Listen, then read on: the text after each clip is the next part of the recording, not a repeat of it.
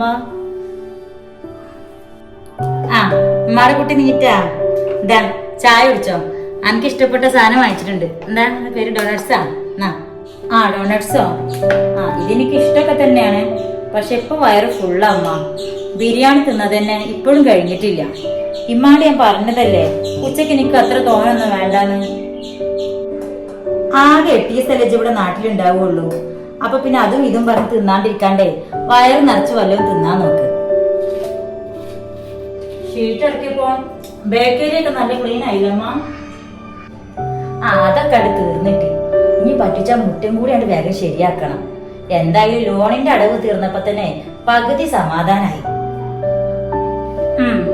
അതൊക്കെ എന്റെ മിടുക്കാണ്. സമയാസമയത്തിനെ